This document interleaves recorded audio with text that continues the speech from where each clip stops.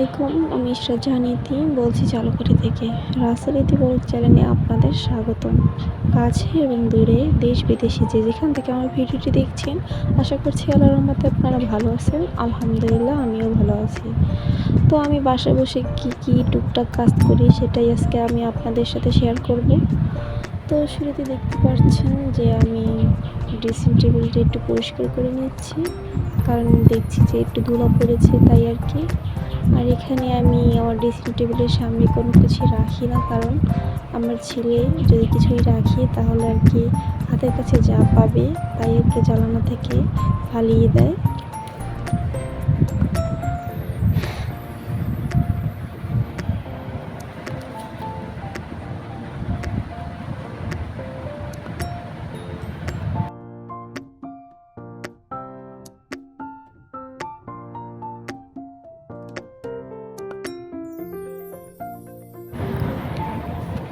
বাসায় যদি গোছগাছ থাকে তাহলে আমাদের মনটাও ভালো থাকে এবং অন্যান্য কাজ করলে আর কি শান্তি পাওয়া যায়। তো এখন দেখছি যে এখানে সোফার ফোমটা এলোমেলো হয়ে আছে, সেটা ঠিক করে নিলাম।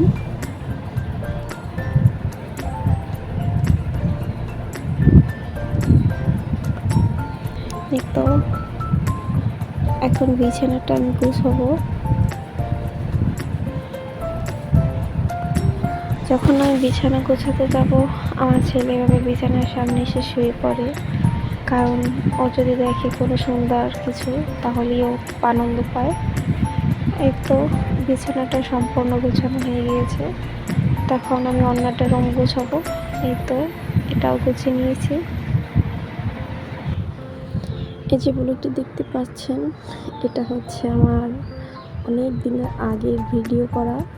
তো এগুলো আর কি চার রাতের দিন আমরা যা যা করেছি এইটাই আর কি আজকে আপনাদের সাথে শেয়ার করছি।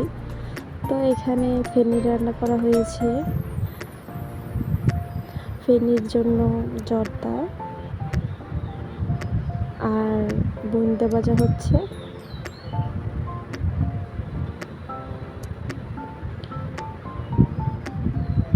তো ভিডিওটি আমি অনেক আগে ছাড়তে চেয়েছিলাম, নানান রকম ঝামেলা ছিল ওই জন্য ছাড়া হয়নি। তো এখন ফিরে আছি, তো ছাড়ছি যে এখানে পোলাও রান্না করা হচ্ছে, তারপরে মুরগির গোশ রোস্ট, তারপরে বেগুন ভাজা, সালাদ। তো ভিডিওর শেষ পর্যায়ে চলে আসছি আজ এই পর্যন্ত। যদি ভিডিওটি ভালো লেগে থাকে তাহলে লাইক, কমেন্ট এবং সাবস্ক্রাইব করে আমার পাশে থাকবেন। আল্লাহ হাফেজ।